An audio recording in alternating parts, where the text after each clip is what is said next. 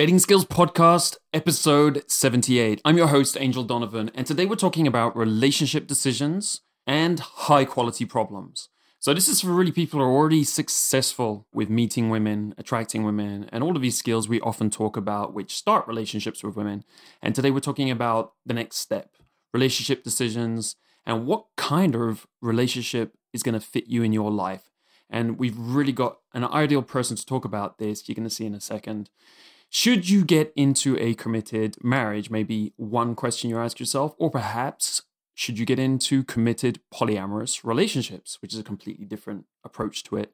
Also a bit more niche, not as many people, but for some people, it's a question. Once you get good at this, once you have the options, you start to question a lot of things, like if marriage is for you and so on. Now, that is a really positive thing that you question things, because it's through that kind of process that you learn and you find what's right for you. Instead of just accepting things that have been given to you in society or by your environment, and we talked about this subject before, you actually find out what works for you and will make you happy and will make the person you end up with happy, or the persons, as you organize your life and how you decide you're going to lead your relationships. Adam Lyons, a well-known pickup artist, recently announced his breakup from his wife, Amanda Lyons, of many years, and revealed how his life has changed, and he's now living with two girlfriends. So it's a very different style of relationship, and he's, again, very happy. So I reached out to him to have him talk about this subject with his real life experience. You know, he's got a lot to share. Adam Lyons, who has also been known in the past as AFC Adam, is one of the most highly esteemed of the pickup artists. He gets the vouch and respect of a lot of the top pickup instructors, which is not an easy thing to get, as pickup artist insiders will tell you. Speaking as one of those insiders of many years, I can say we tend to give each other a hard time and want to see what someone's really made of, like actually watch with our two eyes and see them before we can vouch for them and they get our respect. So something I think is important about him also is that he has both long-term committed relationships as in marriage to Amanda Lyons and a casual dating lifestyle. So he has experience in both, and that's something that not all pickup artists have done. A lot of them don't make the bridge to relationships, perhaps through their own decision, perhaps because it just doesn't work for them, or in some cases because they haven't developed the relationship skills. So Adam definitely has developed those skills, and he's had a long-term committed relationship with Amanda Lyons. So Adam is also very candid in this interview, which is, what we love here. We want to get reality. So he's freely talking about the details of his relationship with Amanda and how it changed over time. And I think there's a lot to be inspired by in terms of how the breakup went, and it's worked out really well for both of them, both Amanda and Adam. To get today's show notes, the interview transcript, and the MP3 download, go to datingskillsreview.com/podcast. And just select this episode from the list there. Or you can just go to datingskillsreview.com and click on podcasts in the menu to find all of it there. Now, today's episode question is, what is the best advice you got on making a relationship successful from this episode or elsewhere? Put your answer in the show comments on datingskillsreview.com, and I'll pick the most useful comment to give a free coaching call and access to the Dating Skills Academy, our exclusive members site for learning dating skills as fast as possible. So for an opportunity to get that for free, answer any episode's comments. What is the best advice you got on making a relationship successful from this episode or elsewhere? Now let's get into this interview. I'm Angel Donovan, and this is the Dating Skills Podcast. This is a 14-year ongoing mission to discover the truth about what works in dating, sex, and relationships, to become a better man.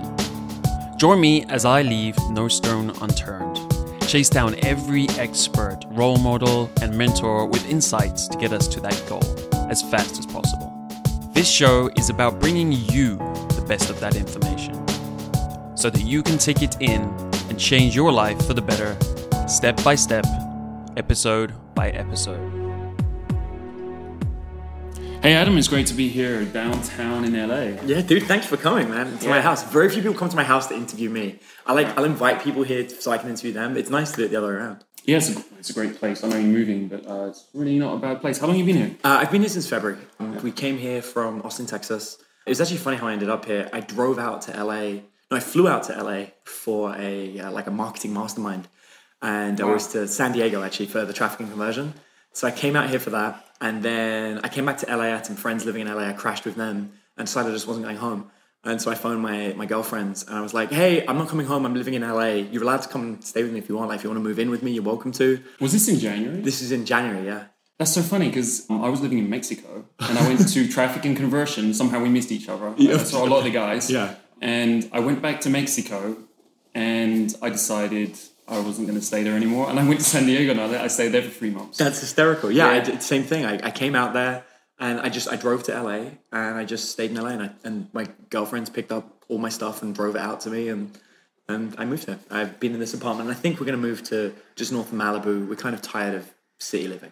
Right. I mean, and you're in the city. Yeah, exactly. Yeah. So Malibu's beautiful. Malibu's the beaches and everything. Yeah, it's good. Yeah, you can appreciate that. And then you got everything next to you as well. No, yeah, exactly. There's a lot of stuff going on. I grew up in a city. I've lived in a city most of my life. I lived in the suburbs of Texas for a while, which I loved as well. And then I was like, oh, I miss the city. I'm going to come back to it. Been here for a year. And I'm like, yep, over. Yeah, time Done. to get out again. Yeah, over the city. Yeah, I just want to get some beauty back in my life. So we're here because you've just recently announced a whole bunch of changes in your life. Yeah. And so it was a good time to get in touch with you. You haven't been on the podcast yet. And you know, had wanted to get you on for a while. So this is a good excuse. Appreciate it. To talk about some interesting stuff for guys as well, because everyone goes through changes in their lives.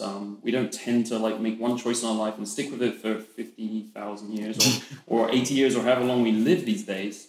So yeah, what's been going on? Because a lot of, if you take it back maybe right to the start, like let's go right back down to the start. Like you were in London and you became this kind of famous pickup artist. Who was doing a lot of social circle and stuff. And then what happened? Because you met a girl and so it's kind of fascinating. If no one's ever bothered asking the story, everyone assumes they know and they make these assumptions. There's a lot of people online that speculate, but no one really knew what happened. And what happened is I got really good. I didn't just get okay. I got like stupidly good at this. From back in the day, at that point, I started teaching people who now are known as some of the best instructors in the world. I've trained 3 different people who in different places have been voted the #1 pickup artist in the world since I was #1.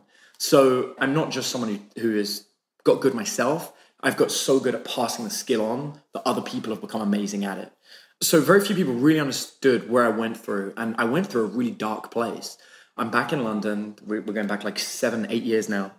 And I'm in a nightclub and I'm hanging out with Vassetti, who now works for Love Systems, and a guy by the name of Jade, who went on to become a big venture capitalist working in San Francisco with some incredibly big companies, got a lot of grants using game. So 2 people that I trained, both were students of mine at the time. And, you know, one of them went on to become an instructor of pickup and the other one went on to use skills to make money. So 2 very different followings, but both, you know, had learned from me. And I'm sitting between them and I'm depressed.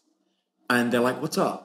And I was like, I don't want to talk to any girls. And I'm training them, but I don't want to do it myself. They're like, come on, man, you love this. Like, we rocked up to the club with, I think we brought like over 60 girls that night with us. It was me, the 2 of them, just brought the women to the club. Every girl in the club knew who we were.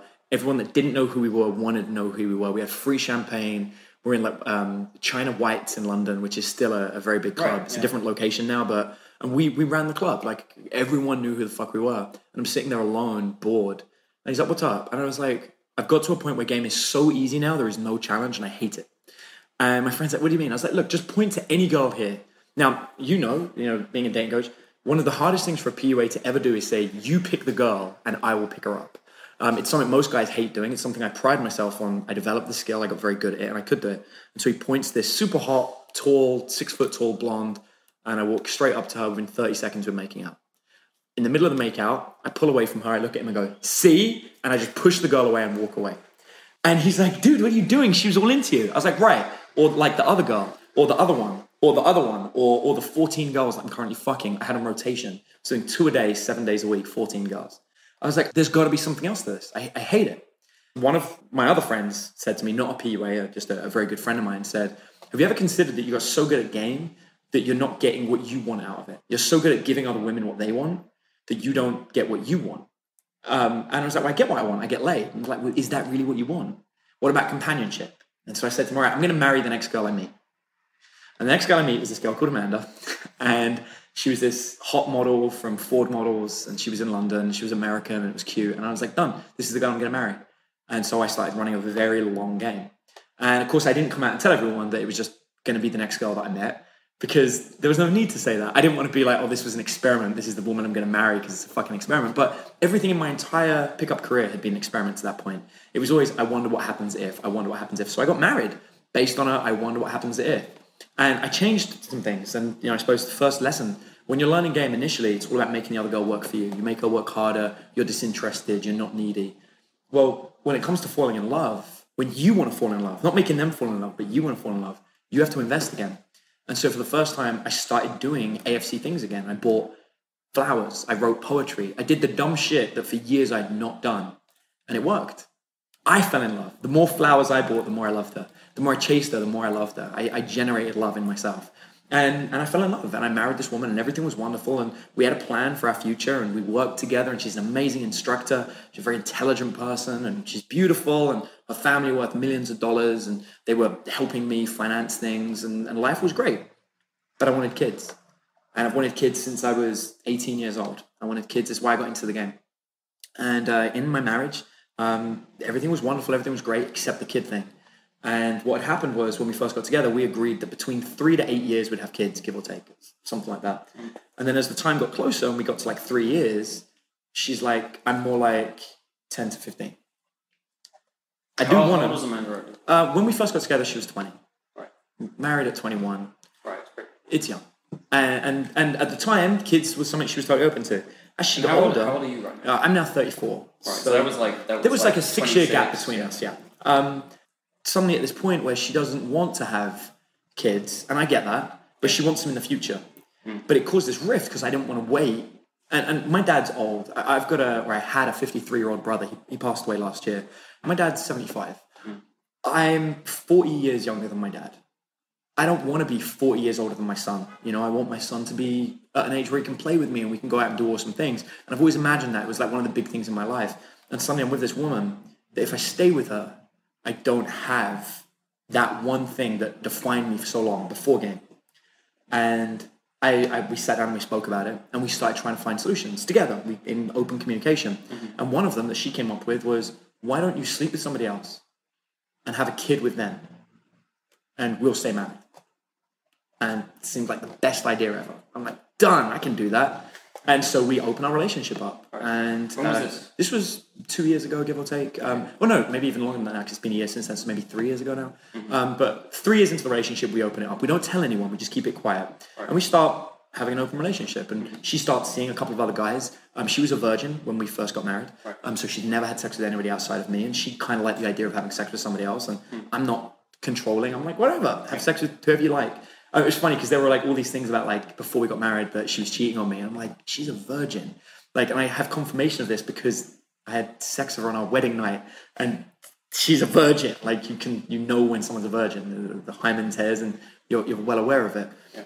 But we did then officially open it up, and we sort of like started both seeing other people, and it was amazing. It did two things. It invigorated our relationship again. We'd gone from having these arguments about having kids to having great discussions about sex and with other people and these awesome experiences that we were having.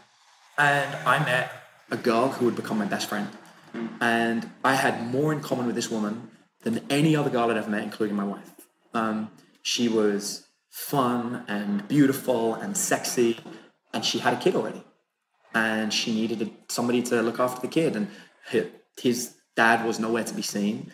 And I started with my wife, and if you go through my Facebook, you can see the pictures. Me, my wife, Brooke, her name is, and Brooke's little boy became a weird, awesome little family. And we looked after the little kid together, and I was having sex with Brooke, and Amanda was having sex with a couple of other guys, and life was great. And you living in separate houses? Living in separate houses, but there was like Brooke this... would come around sometimes? Brooke spent Christmas with us. I got stuck during Hurricane Sandy in New York City, and Brooke and Amanda went to Halloween together and partying together. Awesome. It was that kind of lifestyle. And one day I came home, and me and Amanda looked at each other, and we realized that, and Amanda brought it up, my best friend I'm in love with. And I knew it, and Amanda knew it. And Amanda had met another guy, and she was really in love with him. And we looked at each other, and I said to her, I'm going to file for divorce. I was like, it's the right thing to do. I I want to have a kid with this other girl. She's my best friend. I spend I sit up until 4 o'clock in the morning in our house while you're in bed playing board games with my best friend. And I was like, and it sucks, and I love you, and you're intelligent and beautiful and wonderful. And from a material level, she is everything you could ever want. But there's a core element. There's something else, something that game can't quantify. Well, can we quantify? Can you think about it a bit more though? Like, is this commonalities? Well, actually, yeah. You're right. You You can quantify it a bit more. And over the last few years, I've seen more and more of what me and Brooke have as a connection. Yeah. Brooke has an amazing amount in common with me, more than any other human being I've ever met. Brooke has so much in common with me that I think if I'd have met her before game, we would have ended up in a relationship together based purely on common ground. I don't think I'd have had the game to get her. She's too out of my league, or would have been too out of my league when we first got together. But since then, game has definitely leveled that playing field. But the amount that we had in common, I think if we'd have been friends before, we probably would have had some kind of relationship together, just based on what I know about how relationships typically form. I just don't think I would have kept her. I think she's quite demanding, and I didn't have the knowledge of how to handle that back then, and I would have lost her. And so the common ground, the fact that I want a kid and she wants a kid, the fact that we have so much chemistry together, and I can tell you, sex with Brooke is better than anybody I've ever had sex with in my entire life. And I've had sex with more women than I could possibly count, and we're in hundreds of women. Maybe thousands, I don't know. I stopped counting at like 30. And people make the mistake of thinking Adam's only slept with 30 women.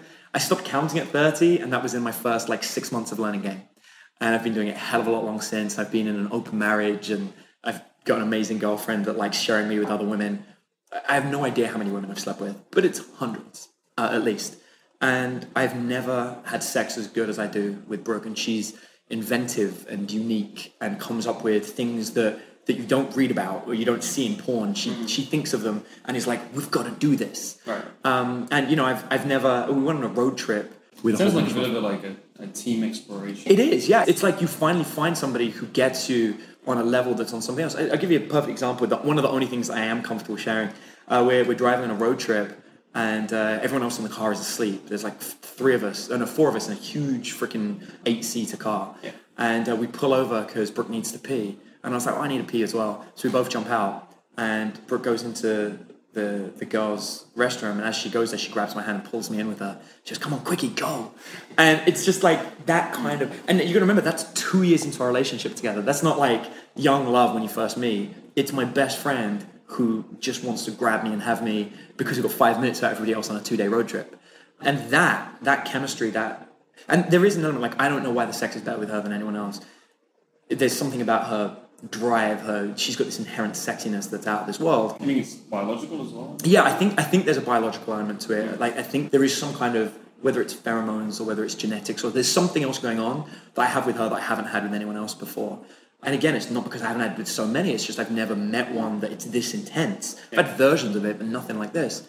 But at the same time, this is a girl that, on Wednesday night, I sat up till 2 o'clock in the morning playing Dungeons & Dragons with her with all my friends. This is a girl who, for my birthday, knew that the correct place to take me wasn't a nightclub, but was to take me to a Magic the Gathering shop to buy me Magic cards. Right. Yeah, it's that kind of person who, at the same time, knows that the correct place to take me is also a strip club and buy dances for me. And it's that level of connection that I have with her that makes her unique and makes her special. It was that connection that Amanda saw that made Amanda realize that there's no place for Amanda when Brooke is there. It was the natural thing to do to get divorced, and it was completely amicable. I can't tell you how the lawyers were trying to argue. We both hired lawyers to make sure the paperwork was done correctly, and the lawyers were trying to cause a fight, and me and Amanda would just be like, hey, we're going to phone each other and stop communicating between you two. Can you just do everything we say, and we don't want your advice anymore? And we just got on the phone like, hey, what's up? Yeah. Good. I was like, hey, my lawyer said this thing. I'm sorry, I didn't tell them to do that. They're doing it themselves. Yeah. And Amanda's like, it didn't sound like it would be you. I was like, it really isn't. I'm so sorry. And we sat on the phone with the lawyers in the background for 20 minutes and hammered out the entire divorce. We were both completely amicable. And it was things like, she's like, can I keep the sofa? I was like, keep the sofa. Right. And she goes, I don't want the TV. I was like, you knew I wanted the TV, right? And she goes, yeah. And so it was just so easy. And she's like, I want the jewelry. I'm like, have all the jewelry. And she's like, you want the video games, obviously. I was like, of course. Yeah. It was the easiest divorce in the universe. It was lovely. And we're still best friends. She's in Moscow right now. She's on vacation. I know one of the guys that she's away with, and they're having an amazing time. I'm so excited for her. And at the same time, when I announced, and of course, me and Brooke are pregnant now. We've got a baby on the way. Congratulations! Thanks, man. Yeah, due in February. When me and Brooke announced that we're having a baby, Amanda was one of the first people we told, and she sent a box of gifts for Brooke and for me. Right. And that's what our divorce was like, and that's what our relationship was like, because we're open about each other and we communicate and we spoke and we knew that the most important thing is that we're both happy, whether it's together or not. So you characterize, your whole relationship with Amanda has not been typical, right? Yes. You could call that a success. Most people don't have, it's a 6-year success because you kind of went through all the stages, you realize there's some things that weren't working together, which is normally where people kind of see it diving and start crashing, arguments and all sorts of things. What do you think it is that allowed you to turn that around and make it a success? And, it's a great experience in your life. At the end of the day, you've got 6 years, which are good, rather than... Yeah, I always say to people, I didn't fail at marriage. I succeeded at marriage. Marriage was great. I also succeeded at divorce. That was also great. The marriage ended. Marriages end all the time. Mm-hmm. At some point, when you die, your marriage ends. It's going to end some point, somehow. We never idolized marriage. We didn't get married in a church with a whole bunch of our friends. We got married on a beach. Our marriage was for us. It wasn't for everybody else. We had a hippie church, a hippie priest, and he was really chill, wearing a gold Rolex watch, and he turned up in his Beamer. It was a very awesome marriage. It was for us and some close friends. It wasn't about this big ceremony under God where we're going to be together forever. It made sense, and we loved each other, and it was wonderful, and it was awesome. We worked at it. And as working at it, we found the most common, or the obvious solution where we found the most common ground and worked with that. Eventually, the correct solution for us was to separate. And like every other decision we made, it wasn't taken lightly. And the divorce itself was very quick, but the decision to separate was when we first decided to start seeing other people. It was, as friends, let's see what happens. Let's follow this route. And the natural route was a separation, one that we both agreed with and were happy with. And there was tears, but the tears were wonderful. They were tears together. We sat on the floor in our bedroom, hugging each other and crying and just saying all the wonderful things that had happened. And she asked if she could keep the cuddly toys. And I told her I want to keep my cat. It was very beautiful and very romantic, as it should be. It's as romantic as Romeo and Juliet at the end. It's true love that had to end. And that's fine. And that's okay. And it's game that prepared me for that. Perhaps one of the things is also that you're prepared to let go. Yeah. It seems like one of the main things people go wrong is they go into it thinking this is going to last forever, when the statistics are against them, to be quite frank. Yeah, completely. And also, people, they identify themselves based on their marriage. Yeah. My marriage was an addition to me. I'm still me. And this is one of the things people don't get. I got divorced because I wanted to get divorced. If I had an accident, I lost my left arm, I'm still me. I'm a bit different. But I'm not not the same anymore. There are people that do identify themselves based on their left arm. I don't. I'm just me, and it's a part of me, and I love that part of me, and I'd hate to see it go, but if it had to go, it had to go. And it's the same with the marriage. It was an amazing thing, but Amanda's not gone from my life. I'm just not married to her anymore. I don't get to have sex with her anymore. You know what? I had sex with her for many years. I had plenty of sex with that girl. I don't need any more sex with that girl. It's good. If I never have sex with her again, that's totally fine. The beautiful thing about game is that doesn't mean I will never have sex with her again. I don't ever want sex with her again. It's not something I ever want to work towards. I've taken extreme steps to ensure I don't have to ever have sex with her again. And I have more than enough sex with other people. So what have I really lost? I've still got her as a friend. I don't live with her anymore. That's not the end of the universe. I live with other people instead. And when you live with somebody, there are good habits and bad habits. It made sense to lose the marriage. One of the best decisions I could possibly have made. It was as good as getting married in the first place. It was just as good. Getting married in the first place was a great decision. Yeah. This isn't the reason I got married, but I got an amazing visa out of getting married. I can now live in America permanently. What a great benefit from being married. Not the reason I got married, but a great thing to take from it. Yeah, you look like you're quite happy. Yeah, I'm doing great. I'm doing wonderful. And actually, we decided to get divorced before my visa was finalized. But we both decided that we would try with the relationship and see if we could make it work throughout the visa process. And we stayed married a little bit beyond that as well, just to really give it a go. Yeah. And, we walked into the office and the guy's like, you guys look like the most happily married couple. Because we were incredibly happy. Right. And we loved being together and we loved spending time together. But then it just didn't make sense. Yeah. Did you stay in contact weekly? Because I know weekly. I have a lot of ex-girlfriends, which I really like, and in a similar light, finished really well. And but I do find over time, maybe it's got a bit to do with travel as well, not being in the same location. Where's Amanda living these days? She's in Texas. Right. So you just don't... you don't bump into each other. It's not as easy to stay in touch. Yeah, the thing is, people stay in touch for benefits, right? It's like, what do I get out of staying in touch? And if there's nothing to be gained and you're not chasing them, then you let it disappear. And sure, there are moments where me and Amanda don't speak every week, but by and large, we talk like once a week because she's one of my best friends. Right. Like to this day, when cool shit happens, I phone her up and I'm like, you won't believe what happened today. Yeah. And I guarantee you, when the baby's born, Amanda will be phoned within the same day. I guarantee you that Amanda's going to want to come and see the baby. Yeah, Amanda's going to have presents for the baby. Amanda's going to remember the baby on its birthday. That's what's going to happen. And that's cool. That's why I married her. That's, she's an awesome human being. She was the first one to spot me and Brooke and say, you two should be together. She saw it first and she loved me enough to suggest that that's the right choice for me in life. And so, yeah, it was a great thing. And it's why do we learn game? We learn game. Guys think they learn game to get laid. That's maybe what you started learning, but it's not the real reason you learn. You learn game because you want choice, you want control. You don't want to feel like things are happening to you. You want to feel like you're controlling them. And I mastered it. I got my 10,000 hours in doing it. I got my 10,000 hours in teaching it. Yeah. I 20,000 hours now in game completely start to finish and more. And I get it. I understand what I'm doing. Ultimately, everything I make, all the decisions I make are for myself. And a big part of that is knowing that my next step is the step I want. And this was an amazing journey. And then it brought me to my next step, which was a relationship with Brooke. And then the announcement that came out recently is, of course, I'm now in a relationship with 2 women. Mm-hmm. And I have 2 girlfriends. And I live with them both. One of them, Brooke and Jane. Jane's the other one. And I didn't make an announcement when it first happened because I'm not a marketing whore, I suppose. I didn't want to be like, oh, by the way, look at these 2 chicks that I pulled. Look how great I am, which I know a lot of other PUAs do. For me, that wasn't unique. I've had 2 women multiple times. My relationship with Amanda, I was having other women and I had an orgy while I was still in my relationship with Amanda with 4 women at once and me being the only guy. So there was nothing unique to me about having multiple women. What was unique was that we were falling in love. And that I'd never seen. I know, Mystery's ultimate goal in the game was to have 2 women that lived in a house permanently with him. And they were both his girlfriends. He's never done it to this day. I know that a few other top PUAs, and by top I mean people from the game, their big dream in life was to live with 2 women and be happily together. And none of them have done it. And how did this happen? Was it just... It started with Brooke. Mm-hmm. Brooke's had relationships with girls before. Right. And that's the key element that I think a lot of people miss. And Brooke's been exclusive with women, not touching men at all. Mm-hmm. Which is another reason why I think me and her get on, because we understand, we think a lot alike in those respects.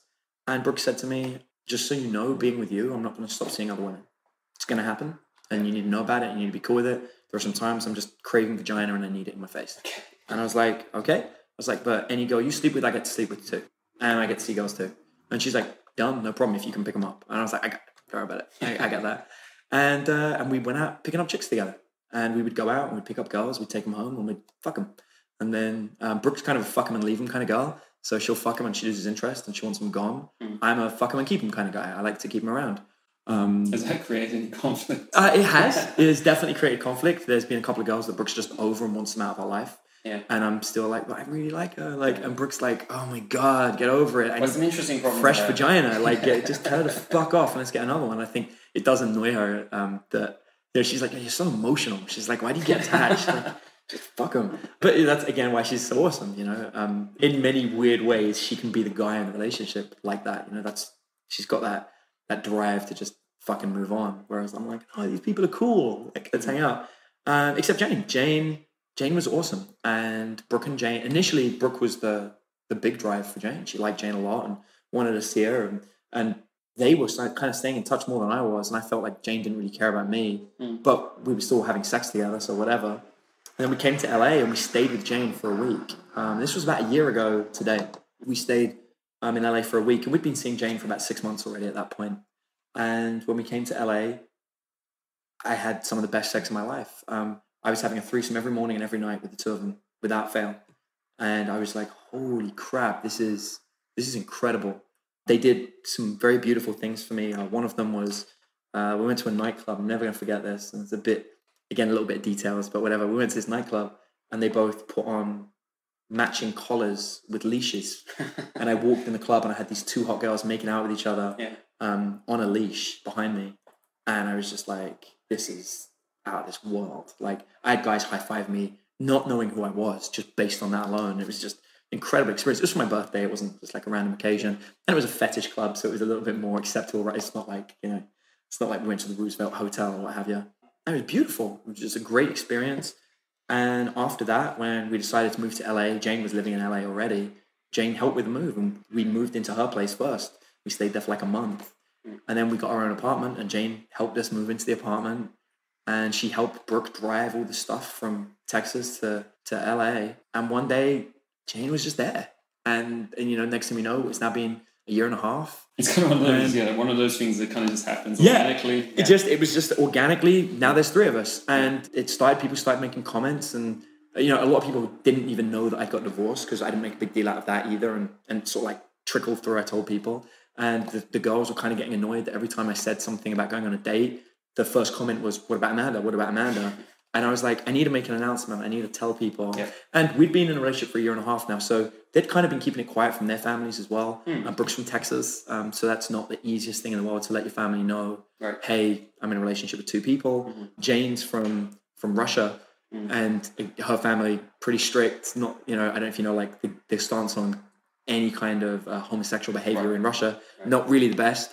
So it was tough for both of them to come out. Did they talk to their parents directly? Or no, we just released the video. Nice. Yeah. And you'll let them discover it? Yeah, it's like they've seen it now. Okay. And, I think everyone's sort of like just pretending it didn't really exist, but they've been speaking to their parents since, and no one's really seen it. Well, it's a nice video. Thank you. I appreciate it. Yeah, it's an honest video. And it's like the 10 things you need to know about living with 2 women. And, it's just an honest look at our lives. No bullshit, no marketing, no hype. Just this is what our lives are like. These are the issues that we have. And you get to see our dynamic. And, it's funny. There's one of my favorite comments that somebody wrote is like, you can tell that I keep looking at Brooke more than Jane. Right. And that's because me and Brooke have been together for like 3 years and me and Jane for like a year and a half. Yeah. And it's nothing against Jane. It's just, and Jane notices it sometimes. She's like, I feel like I'm second. And I'm like, you're not second, you're just newer. It's like, and it's just different. So there's all these. There's always going to be those kind of things because you've obviously had quite a bit of experience in the polyamory world, and we've had a bunch of people on here talking about polyamory. We've written books on the subject, and these kind of boundaries and these little subtleties, these little things, they work themselves out over time. But it's communication, right? It's the biggest key. Oh my gosh, we were talking about this the other day. Like, we need to sit down weekly and have a discussion, even if nothing's wrong. And I think that's something people don't talk about in relationships is like the importance of talking when everything's okay. Yeah. Something's wrong. I need to speak to everyone. This is what's wrong. You need to get used to talking every week when things are right.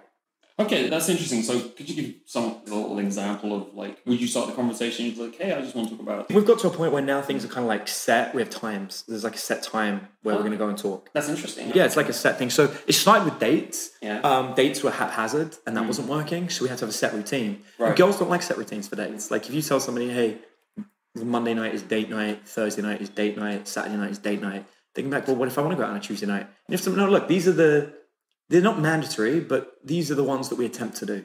And if we have to shift from, like, for example, this week, me and Brooke normally do Thursday nights, but we moved ours to Tuesday night. And it's like me and Jane normally do Monday nights, but we moved ours to Tuesday morning. Tuesday was my birthday. So I got 2 dates, one with each of them on the day. It was a different way of doing it. Yeah. But next week it will revert back to Monday and Thursday.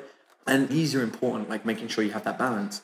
And there are set times to talk to each other as well. So me and Brooke and me and Jane try and go on a set coffee date at a certain time. Is this all together? Separately and together. Separately well. So, for example, Monday night is my date night with Jane, Thursday with Brooke. Saturday is all 3 of us together.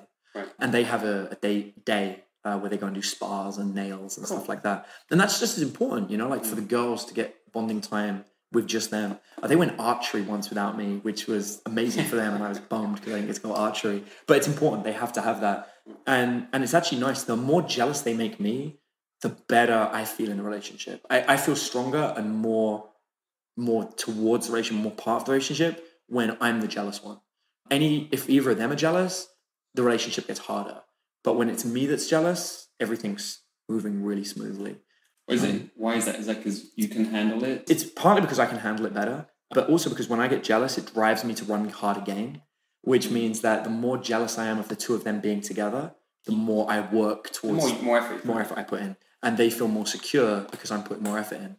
When one of them feels jealous, I don't need to put any effort in. And then the person that feels jealous isn't getting any effort because I don't need to. Right. And so it sort of like works in reverse. there's these subtle things that I've just noticed from being in the relationship. Great. But it's fun. I mean, it's awesome. Like, and of course, you're also basically being a dad already. Yeah, exactly. Because I've been raising Oliver since he was 18 months. He knows me as dad, and he's an amazing child. I love him to bits. And he's nearly 5 now. Yeah. So you just told me a nice little story about that, which I'd love for you to share with everyone too, because that was a nice little moment. Thanks, man. Yeah, it's on my YouTube channel. It's something we'd all love to be able to do for our kids, you know? Yeah, I think I'm one of the first ones that's had to. Right. I was curious about at what point do we learn approach anxiety, because we're not born with it. And I've seen it with Oliver. I've got a video on my YouTube channel of Oliver going out and picking up chicks. And he gave you a beautiful demonstration of his line that he memorized. And he does. He walks up to girls randomly and says, hey cutie, I like your top. Put your number in my phone. So how old is he? He's 4. Right. And he's been doing that since he was 3. But for New Year's this year, he just about to turn 4 years old. He'd already picked up girls on the street or whatever, got their phone numbers. So he had no fear of approaching. We'd go to this party, this cute 5-year-old girl in a little red dress. And he says, I'm going to go and dance to that girl. I'm like, you go, kid. I'm like, get it. He tells me what he's going to do. I make him action it, and off he goes. He goes up to her, and he's like, hey, do you want to dance with me? And she's like, with you? He's like, yeah. And she's like, no. And his little heart broke. And he asked her again, come on, like, I just want to dance with you. And she's like, I don't want to dance with you. And he sat off in the corner of the room alone, not in tears, just depressed. Like, I just saw it. And he'd been excited for this party for 3 days. It's all he'd been talking about. I want to dance, I want to dance, I want to dance. So I'm like, come on, go dance. He's like, I don't want to anymore. His mum's like, come dance with me, baby. Don't want to dance anymore. Don't want to dance with my mom. I don't want to dance with anyone. I just want to sit in the corner alone. And I looked at him and I saw the face of every student I've ever trained with. And I was like, this is the moment. At 4 years or 3 years old, not even 4, he got his first rejection. And it's hit him so hard that 3 days of happiness are gone. And he's going to ruin his entire party. And if I leave him there, it's over. That's the end of his game. That's the end of everything. He's me all over again. And I was like, that's not happening to my little boy. Like, no way. And so his mum says, go and talk to Adam. He comes up to me, and I look at him and I go, like, you don't know this about me yet. I was like, but as you get older, you will. I was like, I am uniquely suited to help you in your problem. I was like, I can make that girl dance with you. I know how to make it happen. And he's like, no, you can't. And I was like, oh, I can. I've done it for hundreds of people. I was like, all the guys that come to the house, like, and I'm like, Joe and John and Mike and all these guys. He's like, yeah. I was like, I teach all of them how to do this. I'll teach you. I'll make her dance with you if you want. And he's like, how? I was like, you see those 12-year-old girls over there? Is that right? I was like, go and ask them to dance. He goes, well, they're going to say no. I was like, they're going to say yes. He's like, why? I was like, because there's a big group of girls. They're older. They're not going to say no to you. You're too cute. I was like, so you go up, ask them if they'll dance. And when you're dancing with them, the 5-year-old's going to want to dance too. And he's like, you sure? I'm sure. He goes up to 12-year-old. He goes, shy, awkward. He's got approach anxiety, nervous, hesitating. He goes up to him and a few little nudges from me and his mum. And he says to him, will you dance with me? And they go, sure. And they dance with him. Sure enough, 5 minutes later, they're all on the dance floor. The girl in the red dress walks up to him. Hey, can I dance with you? And he's like, sure you can. And he dances with the 5-year-old. And then he loses interest in her because she's not as fun. She's not as good as the 12-year-olds. And this is the bit of the story I didn't tell you. And after dancing with her for about 45 seconds, he ignores her, goes back to the 12-year-olds. He then goes upstairs with the 12-year-olds back to their bedroom where they sit watching Disney movies. And he's sitting on the bed with 4 girls watching Disney movies, and they think he's absolutely adorable. He then gets in a fight with a 4-year-old, some kid, and he punches him in the stomach, and they're having like a brawl. And I was like, it's your first party ever. I was like, you got over approach anxiety, you took 4 women to bed and got in a fight. It's like, you take after your old man, well done. And yeah, and he got high on sugar pop. He's just like, enjoying drinking Coca-Cola for the first time and getting a caffeine high. It was amazing. He said it was the best party of his life. Yeah. And the approach anxiety never set in. But if that had happened, that would have been the moment. I would have been able to pinpoint the moment that my boy lost the ability to game. Right. And that's pretty young. I mean, to be honest, if I look back to, I can't remember what happened when I was 4 years old, but stuff could have happened when I was 4 or 5 or 6. I don't remember it now, but it could have. And that's it, yeah. We may not remember. I mean, he's scared of heights because before I met him, when his dad was still around, his dad let him fall off of a 2nd-story building. And he's scared of heights. He doesn't know why he's scared of heights. He's got this completely irrational fear of heights. Even if you're holding him, he's scared. And it's because he fell 2 stories as a kid. And thankfully, nothing really bad happened to him. But it sticks with you. And he would never have been able to say to me when he's 18 years old, I don't know why I'm scared of that girl. She's going to reject me. I don't know where he would know that from. He's never going to be able to remember it was that moment in that party. But it's gone. Like, we dealt with it. We fixed it. I showed him there is a solution to your problem. It's not what you think it is. It's not just go back up to the girl and ask her again and again and again and say to her, why won't you dance with me? That isn't the solution. That is needy behavior. The solution is take a proactive approach that is scientifically proven to work. Yeah. And this is what I teach my students, and so I teach my little boy. That's great. You also brought up the social aspect there, which is basically what you became known for. Yep. Way back when. What year was it? 2007? 2006, 2007. 2007 is when everyone else knew about it, but I was doing it since 2006. Right, in London. Yep. So we have an academy, and we told them we were going to interview you, and if they wanted any, they wanted to throw any questions, and of course that's what they focused on. Yeah. They're like, well, Adam's done all of his social stuff, but some of the questions they were asking, it wasn't really about the club angle. It was like, how do we take people from our social lives, like work, all of these different social environments we go to, and bring them into kind of our dating lives, or just bring them into our social circles and then take it from there? So it all comes down to people's ambitions, the things they care about. And this is one of the aspects that PUAs don't focus on. They're so busy thinking about how do I make myself more attractive. They don't think that the other person is a human being. They don't take into consideration their game should alter based on the other person. I bring it back to me, like, and with Brooke, why are me and Brooke best friends? We're best friends because we play Dungeons & Dragons together. We play Magic the Gathering together. We play video games together. We sat up till 4 o'clock in the morning playing games. Those people at work, why are you hanging out with them? I can't tell you how many students tell me, I really want to hang out with this girl for work. And I'm like, why? I'm like, because I like her. Why do you like her? Well, because she's hot. But is that the only reason? No. What else? Well, because I like her. Why? I like her. Like, no, you don't like her. You don't know shit about her. And I'll say to them, what does she do for fun? What are her ambitions in life? Why is she doing this job? Is this what she wants to do forever? What would she wish she can do? What does she do on a Thursday night at 9 p.m. when she's not going out? What does she do? They can't answer any of those questions. I'm like, how the hell can you even possibly imagine being a friend if you do not know these things about her? I know Brooke and Jane's passions, desires, loves. I know what they want to do in life. I know the things that mean the most to them. But I also know those about every female in my life. I can pinpoint any girl who is a female I readily work with and hang out with or go to coffee with. I know all of the answers to all those questions about them. And if you cannot answer those questions about girls, then you can't hang out with them. And the amount of times I see guys that are like, yeah, but if she likes me, I'm like, yeah, but that's the if. What if she doesn't like you? And they're like, well, I think she does. Yeah, but you don't know. I know these girls like me. I know for a fact they like me. I know for a fact they'll hang out with me. One of the top strippers in a club in Orange County is an incredibly good friend of mine. And I met her through my other friends. She will come and meet me for a coffee anytime I invite her for a coffee. Not because she just likes me and wants to hang out for a coffee, but because when we meet up, we talk about things that she wants to achieve in life in the future beyond stripping. I don't ask her how was last night at the strip club. I'm not like, hey, we should hang out more often. These are pathetic things to talk about. We talk about what she wants to work towards. I legitimately analyze her business with her that she wants to set up, and I give her suggestions on how to improve it. And that's what she's interested in for her future. Bingo, yeah, that's what she cares about. And so because it matters to her, she will always find time for me. And then guys make the mistake, and yeah, well, she's just using you. Well, she's not using me any more than I'm using her, because it's when I want to hang out. It's not when she wants to hang out. I'm not just doing it for her, I'm doing it for myself, because it helps me as well. I had this great article about with Ivanka Trump. And somebody said to her, I don't think you love Donald Trump. I think you're only with him for his money. And Ivanka says, you don't know anything about me. I'm madly in love with Donald Trump. And I am no more with him for his money than he is with me for my looks. And of course, what she means by that is, he's only with her for her looks. She's only with him for his money. But through that, they have fallen in love. And that's how this works. There is a value exchange. But the problem is guys think it has to be about looks and it has to be about money. And it doesn't have to be about those things. In mine and Brooke's case, our value exchange was Dungeons & Dragons. That was our value exchange. I created the story. She played it. We fell in love. And that value exchange can be anything. If you find a musician that you're in love with and you just happen to be an amazing music producer, the relationship will form over that. And then there's a reason to hang out. Then when you're hanging out, that's when your game kicks in. Yeah.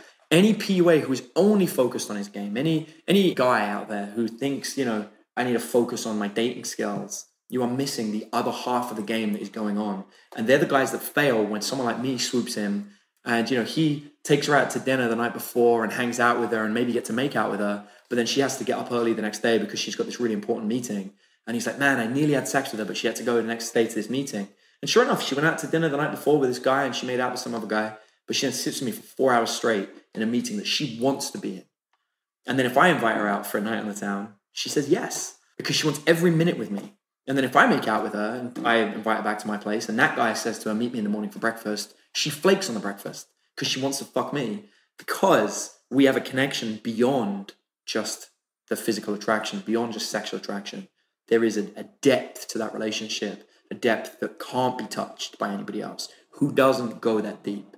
That's what social circle lets you do. Social circle gives you that boundary.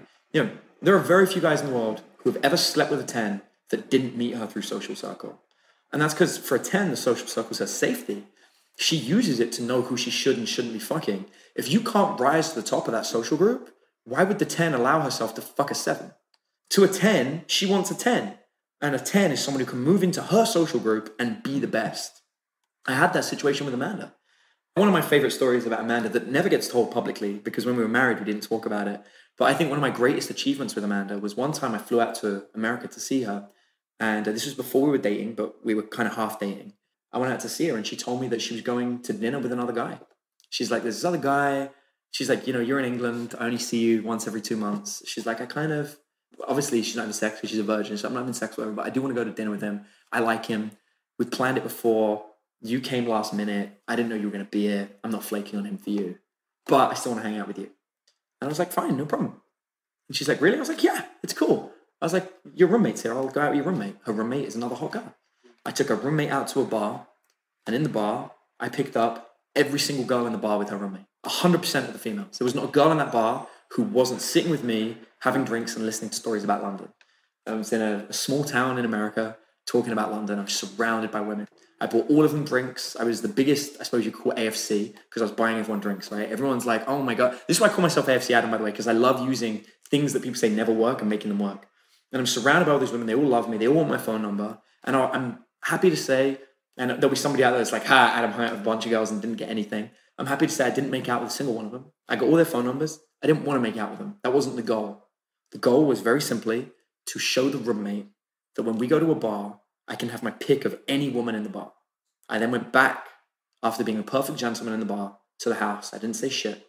Amanda was already home when we got back. She'd already finished her dinner. She goes, wow, where did you guys go? And I was like, we went out, we had a quiet drink in the bar.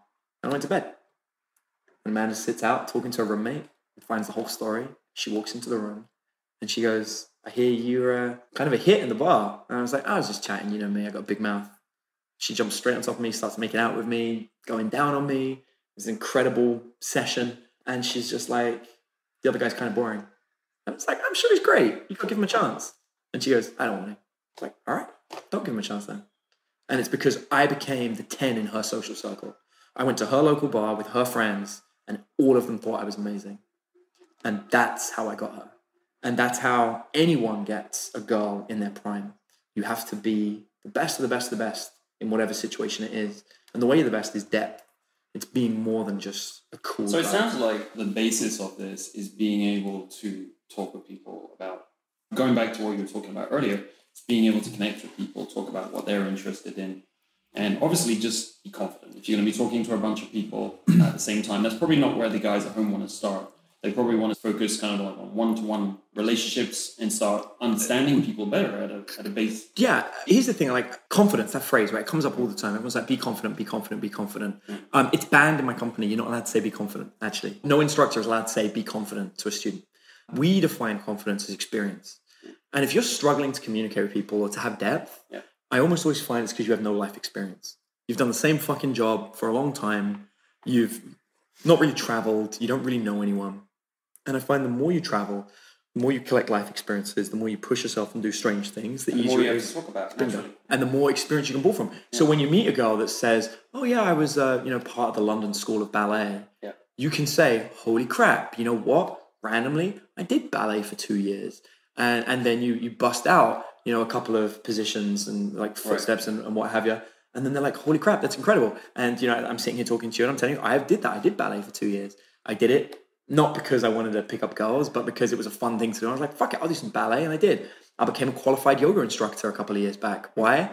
Not specifically to talk to girls about yoga, but because I wanted to be a yoga instructor. Not that I teach, I just did it for fun. But when I meet a girl that's into yoga, when I meet a girl that's into ballet, I can hold down those conversations. And I can't tell you how many times I've been in a bar, some other PUA has recognized me, come up to talk to a girl that I'm talking to, and he started running some kind of game and spitting out some routines that I've heard before, or maybe he's trying to be natural, or maybe he's stating his sexual intent, or whatever the fuck he's doing. And then the girl's going to look at me and she's going to say to the guy, I'm sorry, we were just having a really interesting conversation. And he's like, man, Adam's game's really tight, or holy crap. Like, and I'll say it, no PUA has ever outgamed me in a bar. Never. And I've gone head to head with some of the best instructors and they can't outgame me. It's because they don't get that she would rather talk to me about ballet than she would listen to him stating his sexual intent. Because I'm also quietly, subtly showing my sexual intent. Because I'm not, right. I'm not disinterested. Like everyone thinks about the just be friends. I was actually at a conference the other night. I started talking to a guy next to me, and he's talking to some girl in San Francisco, and it doesn't sound like it's going so well. And he's like, I don't think I'm in the let's just be friends. I was like, this phrase is everywhere in society. It's not just like in people who are watching game or anything. But it's this fear. It's become this big fear because it's pretty much everywhere in the news. So all these guys not getting anywhere are like, oh, let's be friends. I have to run away from anything that's anywhere near that. And actually, as you're showing, embrace it. Let's Just Be Friends is my favorite place. And I'll tell you why. I actually have a program on this that I'm going to do something with. I don't know why. I've recorded it already. I just haven't released it yet. I don't know why, but I haven't. And this isn't a weird pitch. It's really not released. And I don't know when it will be. But I wrote a whole thing that was basically, fuck game, put me in the friend zone, and I'll get out of it every time. I love the friend zone. Friend zone is my favorite place to be. The friend zone lets me keep them in the friend zone so I can store them up for when I want to go and fuck them next. And I had a beautiful situation on Tuesday. So I'm in a relationship with 2 girls, and I got a surprise birthday party, the best one I could ever imagine. I went out to dinner with Brooke. She arranged it. And Jane was getting ready to go out to a nightclub. And so I came home with Brooke, and we walked in, but the house, all the lights were off. And so I was expecting like a surprise, whatever. Well, as I come into the room where we are now, I start noticing these black lights everywhere. And there's a stripper pole in the middle of my living room. And all the sofas around the edge of the room. And you can see it's a big space. And in the room were all of my female friends. My 2 girlfriends turned my living room into a private strip club just for me for my birthday. And all of the girls I'm in the friend zone with were my strippers for the night. In lingerie, giving me lap dances, talking to me, throwing themselves all over me. I'll be in that friend zone any day. That's the best friend zone you could possibly be in.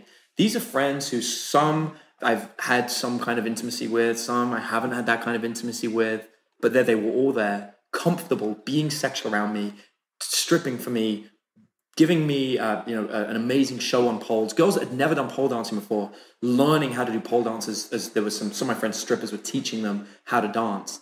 And I'm sitting in this room and I'm like, this is the best strip club I've ever been to in my life. It's mine, it's free, it's all for me. And it was created by my girlfriends, which again shows how wonderful my girlfriends are.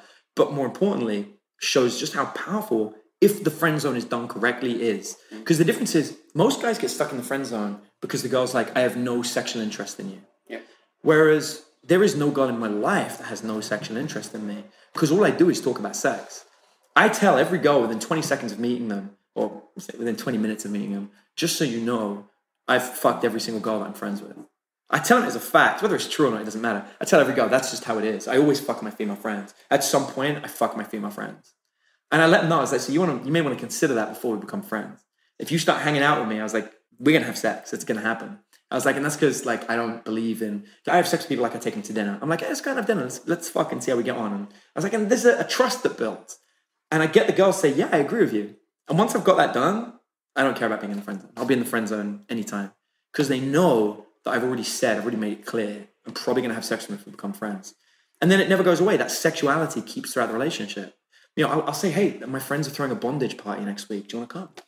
And that's where we'll go. We'll go to dinner at or near a bondage club and go to a bondage club afterwards. Or we'll sit down with and we'll do pole lessons in my house. The pole that we have, it's actually our stripper pole. And we do pole dancing lessons in our house for fun with our female friends. And I'll invite every female friend I know, come and be part of my pole dancing social circle of friends. And Brooke leads it, to be honest. That's all Brooke. I have no fear of the friend zone. And you're right, the average guy is stopped from truly progressing into game with a fear of the friend zone. I was talking to somebody about this the other day. When you're overweight and you need to exercise and you need to get fit, stop eating donuts. It's a really good bit of advice. Don't ever eat a fucking donut.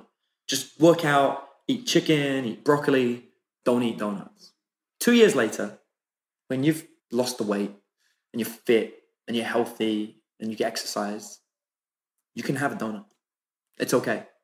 In certain diets, if you've got, a diet where you're having a cheat day, the donut's good. Kicks that metabolism and you can work for it again. It promotes whatever. I don't know, somebody who knows more about nutrition than me knows about it, but it's definitely a thing that I hear people talk about. But one thing's for sure, the donut ain't going to kill you. And it makes you feel good for a bit. Gives you a bit of dopamine, a little bit of a cheat. Why not? That's what the friend zone is. When you have no game, the friend zone is the worst place to be. When you've started learning it and you understand it, nothing wrong with the friend zone. It's a great place to be. Get it back in your life, use it, grow. And then once you've got that friend zone and you've got game, it's over. Add those girls to your friend circle, pick them out of it.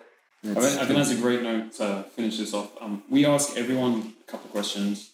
So besides yourself, who would you recommend as someone with like quality advice about all of this kind of area of our lives, sex, relationships, dating? So without a doubt, the first one is Neil Strauss. And I can say this without a doubt. I've never been a student of Neil Strauss. I'm a friend. And I'm not fortunate enough to have learned from him. And I genuinely mean that. He's the real deal, man. I've met some guys that think they're the real deal. And they're like, yeah, very few people have game like us. And they'll refer to me and them being the same. And I go out with them. And I was at a dinner with a famous marketing guy. He's helped a lot of big pickup companies launch. He's worked with pretty much all of the big companies. I think he's helping with their marketing. And we were at dinner and there were 9 girls sitting next to us and they were all stunning. And we're talking about going into business together. And he looks at me and he goes, do me a favor, just pick up the girls. And I went, okay. And I moved up, I sat next to them and I picked up all 9 right in front of him. Didn't hesitate. After 5 minutes of me sitting there talking to him, he gets nervous and he leaves. I stay there for like 20 minutes, get phone numbers, talk to him, walk out. And I was like, you left early. And he goes, well, I just didn't expect you to do it. I'm like, why not? And he goes, well, none of the others do. And I was like, wow, really? He goes, yeah, none of them did. He goes, they all just didn't do it. He goes, you did it. I was like, I'm the real deal, dude. I can do this. I can pick up chicks whenever I want. It's like, I always can. That's the point. It's like, they really didn't do it? And he goes, nah, they all just said, no, not now, or this isn't the right moment. I was like, oh, it's always the right moment. If I want to, always the right moment. I can always just make it happen. I was like, and I want to go in business with you. I'm not going to start my relationship with you by not bringing the real deal. It's like, I can do it. And so Neil's the real deal. For whatever people have said or bullshit or whatever, I've seen him game.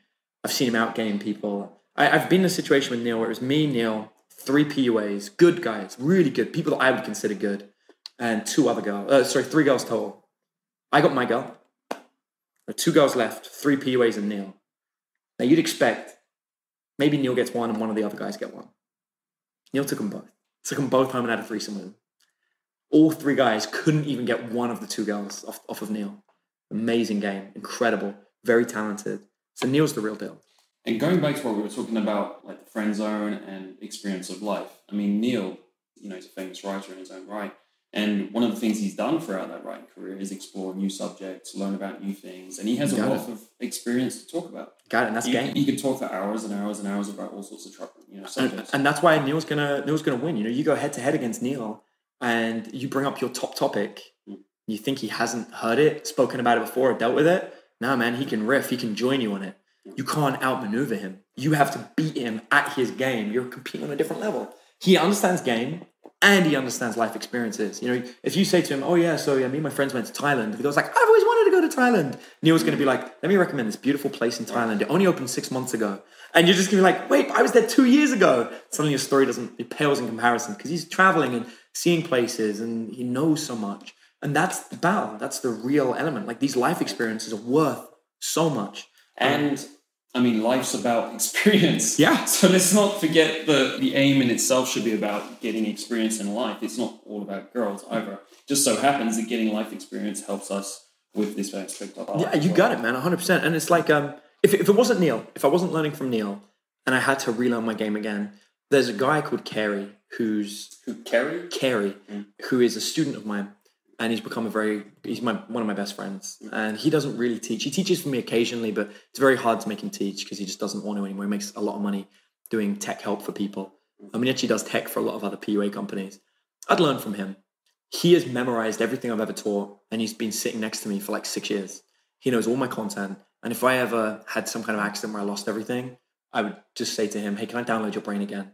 And I would sit there. And still to this day, like I was teaching a student the other day and he goes, tell him the 5 promises. promises. Right. And I'm like, stuff that you and I'm like, oh shit, I forgot about the 5 promises. It's so annoying, like when you forget your own shit. Yeah, and he's like, dude, the 5 promises is killer. The student's gonna love that. Right. And sure enough, but he doesn't forget a thing. He's got it all notes, detailed. You know, he revises my content still to this day to keep up to date with it. And he's the one person I think if I went head to head with him, if he didn't give it to me and I actually had to compete against him, I don't know, man. It's a coin toss. It's a coin toss who would win there. Cool. Because he's got it. He understands it.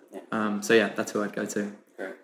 So for guys who are taking their first steps in this part of their life, right? A lot of them beginner stage, right? That's the nature of these kind of shows. What would be the top 3 things you would recommend they do? Like if they're starting from ground zero and they want to get results, of course, as fast as possible. Sure. It's funny. One of my instructors, one of the guys that taught me game, he's a guy by the name of Misha, and he's based in Toronto. And he's an amazing instructor. I love him to bits. He's still a very good friend of mine. He's funny because he always says if people go and try and learn from him now, he always just refers them to me. He's like Adam surpassed me years ago. He's like, go and talk to Adam. But he said to me once, one of my students was like, I don't want to do that technique because it's like cheating. And he always quotes me and he goes, his favorite quote of Adam's is that Adam looked straight at him and said, it's not like cheating. It is cheating. Everything I teach is cheating. It's easier, faster, quicker, and it works. And if I'm going to give you tips, I'll give you cheats. This isn't the same shit that other people say. This is really easy stuff that will work. First thing is, what women do you already know in your life that you are in the friend zone with? Every girl you are in the friend zone with right now, get them. They owe you a favor. And their favor is to help you meet a woman. They all feel guilty they're friend zoned you. I guaranteed it. They feel bad that it happened. Pull them to one side and say, hey, I need your help. Like, I loved you. I was mad in love with you. I really wanted to get with you. And obviously we're just friends. And you would never go there with me now. And they'll be like, no, I don't know. Don't lie to me. We'd never go there now. There's a chance, by the way, that just saying that, some of these girls are going to be like, no, that's not true. I just didn't know you liked me. So that's tip number 1 that's randomly going to happen. But in reality, most of the girls are going to be like, no, I get it. And say to them, help me. I want to meet women. I don't know how to do it. Come out with me. Be my wing girl. Help me meet people. And bam, just that alone, you don't have to cold approach anymore. The girl's going to do it for you. They're going to bring women to you. Get her to do your hair. Get her to buy you clothes. Literally give her $500 and say, I need my hair done. I need my clothes done. I need a fitness regime. What do I do? And pick the hottest girl and ask her to do that for you. And she will. She will make you over and she'll make you better. And everything she says, she's right. And everything you've ever learned in pickup is wrong. Whatever she says, you should do. But make sure specifically it's fashion, clothes, fitness, where to go, and get her to approach on your behalf. Making her approach on your behalf does something very important. It makes her not tell you bad shit. Sometimes girls give you bad advice, like get a nice car and girls will like you. Yeah. Once you tell her to do it for you, she will start self-calibrating and realizing that some of her advice is flawed, and she will correct it faster than you can, and she will bring women to you and help you get them. And then she'll watch what you're doing and she'll tell you everything you're doing wrong, and then you can fix it and correct it. And that will help. It will help a lot. As long as you're doing game with that, because sometimes the girls will get it wrong, then you'll be fine. That'd be cheat number 1. Cheat number 2, make sure every single girl you meet, when you first meet them, tell them that you're incredibly sorry, but you have an issue of being inappropriate and talking about sex. Say, it just happens all the time. I'm so sorry about it. If you're easily offended, we probably shouldn't talk. Say that when you first meet every girl. If you met even a friend, I'd be like, hey, I'm Adam, lovely to meet you. I feel I should warn you, I can be a bit inappropriate at times. I have this habit of talking about sex. I've got in trouble for it so many times before. I know it's kind of weird to just bring it up now, but this illustrates my point. I talk about sex all the time. If this is going to weird you out, then I'm going to be very polite and I'm going to excuse myself and step away. But sex is likely to come up in the topic of conversation. Is that going to bother you? By saying that, you're going to get girls that are going to be like, yeah, fuck off, I don't want to talk to you. You're going to get a hell of a lot more say that's absolutely fine. Once that happens, just make sure you talk about sex a lot. If you can't think of what to say, talk about 50 Shades of Grey, the movie that's coming out, talk about bondage, talk about tying people up, talk about sexual fantasies. Make it a standard part of your conversation. If you've gone 24 hours without talking about sex to a girl, make sure you start talking about sex to a girl. Just talk about it. Don't talk about what you want to do. Don't even just quiz them on what they want. Right. Just be like, in your opinion, what do girls like? Right. The 50 Shades example is a good one. Yeah. It's very popular. 50 Shades is cheating. It's so good right now because it's in the press. It's going to make it very easy next year to talk about sex to anybody. So, 2015 is going to be a very easy year. Just an interesting point there. Have you seen, it seems you're into the bondage, the swinger area. Have you seen that expand due to the 50 Shades books? And I've seen a massive expansion in it. I've also seen a rejection of 50 Shades from the actual hardcore community. I can imagine, yeah. LA's got a lot of sex parties that go down. It's actually funny. One of my friends invited me to one, and I was like, I'm sorry, dude, I'm not going to come out. And he's like, why? I was like, I have a sex party in my house every night. I live with 2 women. I was like, the reason people go to sex parties is to get variety. I have variety at home. I was like, my birthday, my girls invited a whole bunch of random girls to my house. I don't need new girls in my life. I don't need to go to a strip club or to go to I like going to strip clubs, but I don't need to go to like a sex club to try and get that sexual experience. I literally can have it in my house whenever I want by picking the girls I want to invite to it. Yeah. But if you don't have that access, then it's a great way to go and explore and do something a bit different. And maybe become a little bit more comfortable with the whole thing. And that's cool. Like, again, going to those sex clubs, you need to go as a couple. So people think that because they don't have a girlfriend, they can't do it. But you can find a girl you're in the friend zone with. If you've made that claim that you talk about sex, say to them, I've always wanted to go to a sex club. I don't want to go on my own. Don't say I can't go on my own because they don't want to say I don't want to go on my own. But look, I don't want to have sex with you because obviously I'm in the friend zone. You never would want to. Yeah. I was like, but I'd like to go. Would you go with me? And then we'll just separate when we're there and just have our own people. Right. I'll just pull out what you said because you said don't say can't. Right. I don't want to. Exactly. That's very important. It said it very subtly there, but it makes a big difference. Yeah. Don't say can't. It's I don't want to. And it needs to come like it's your choice always. Right. And actually, it's funny. Someone said to me once, if you ever doubt that Adam has game, sit and listen to how he talks in normal conversation and hear how particular he is about certain words. Right. There are certain phrases you'll never hear me say. And that's because it's just so calculated. And it sounds simple, and I'll give advice that everyone's like, well, that's kind of basic. But there are those subtleties to it that are what makes the difference. And then I think the third tip, the biggest one, and this is the hardest. If you're a beginner, lose your quality. Don't worry about 8s, 9s, and 10s. Start fucking 5s and 6s. Just suck it up and go there. What happens is once you guarantee that every night you are getting laid by somebody that isn't your hand. Because what happens is guys are like, oh, I don't want to lower my quality. You know, I'd rather just jack off until I get an 8, 9, or a 10. Well, you know what? You're going to be jacking off a lot. Lower the quality first. My first girls paled in comparison to the ones that I sleep with now and that I have in my life. Remove quality. It's not about looks, ultimately. It's about personal connection. Get some girls that are lower quality but have a better connection. Learn about them, meet them, explore, expand, get regular sex from them. Tell them you only do open relationships. Don't get locked into a relationship. Don't bring them home to your mum for Thanksgiving. But enjoy an open relationship with girls that you're fucking. You will learn so much.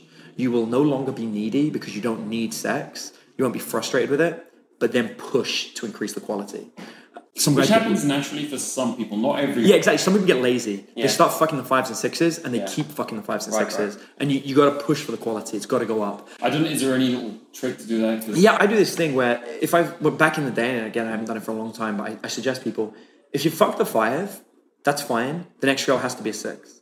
Right. Keep fucking the 5. Just have a little rule or something. Yeah, and then start fucking the 6. And then you should be fucking a 5 and a 6. Or like, if you're seeing 3 girls, you're seeing a 5 and 2 6s, or you're like, okay, well, maybe I'll carry on going out meeting other girls, and when I meet her, there's no point in meeting anything else but a 7. Exactly. Don't approach anything other than the next number. Right. And say I'm only going to see 3 girls, and then you can say goodbye to the 5 eventually. And that's exactly how to do it. Yeah, and it's so easy. And then after it takes time, but like 6 months later, you'll find yourself with a pair of 7s and an 8, and you're in an open relationship with all of them. You're like, wow, the quality's good.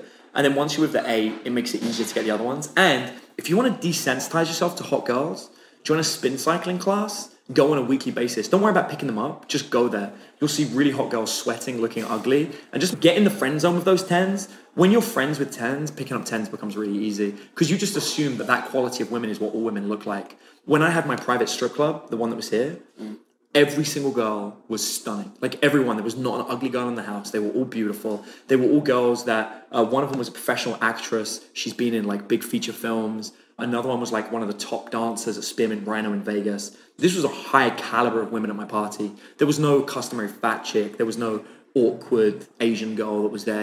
Every girl was stunning, hot, beautiful. And my 2 girlfriends were amongst those group of just stunning women. And that's what the quality should be like eventually. It should be amazing. And it's funny, I've had people, Amanda was a Ford model, and I had people find pictures of her and be like, she's a 4 at best. And I'm like, yeah, but there are people in the world that were paying her thousands of dollars per day to sit there and pose in photographs. And that's the point. You can always look at somebody in the right light and be like, that girl's not hot. But ultimately, there is a category of beauty that a girl in the right dress with the right makeup and everything fits into. And every single girl at my party, at some point in her life, has some photos or has been at an event where someone has looked at them and been like, that's a 10 and that's the hottest girl in this room. Every single one of them. And that's the kind of quality that eventually you should get to and that you should have. And bear in mind, these are girls that I am in the sexual friend zone. I suppose that should be a new phrase you can call it. Let's plug it. The sexual friend zone, which is the one you want to be in. And the sexual friend zone is amazing. Adam, I think we'll finish there. Thank you so much for your time. Mate, it was a pleasure. Listen, I don't know if you do this, if anyone's listening and they want to learn or want to find out more, we've changed our model of teaching. We don't have boot camps. We don't have that kind of thing anymore. Yeah, we only want to create a system that works. And so we've done two things. It's kind of unfair, but it's kind of awesome. I like stacking the deck. Everything I've taught here, like I said, these aren't tips, these are cheats. And I'm stacking my deck with teaching now. I don't just accept anyone. I've created a process that lets me identify which students will get success and which ones basically will just fuck around and won't get it done. Okay. And we've created this application form. And a student can fill in the application form. We go through it. It's a 3-step process. There's a form. They go through round 1 of interviews. They go through round 2 of interviews. Cool. And only people that get through all 3 rounds can train. And when they train, it's private, one-on-one, either with myself or with one of my instructors. It's expensive. It's not cheap. Having said that, it guarantees results because we've got a student that we know wants to get good and we have skills to make them good. And so, for someone who wants to be elite and wants to get very good, it's the best way to do it. So if somebody's listening to this, and I suspect there's going to be very few people that want to do this because it's only going to be the ones that really want to get good, there is a video that explains about the application process and gets them going. And they can find it at training.attractionexplained.com. And if they click on that link, or you can just type in training.attractionexplained.com and it will take them through where they can apply. Great. Thanks for that, Adam. Mate, thank you. A pleasure. Take control of your dating life today. Take one idea or one insight from today's episode and apply it today. Don't wait. Do it today. That's all it takes to change your life, step by step, episode by episode. Learn more about what I, Angel Donovan, and my team do at datingskillsreview.com. How we help men like you take control of their dating lives.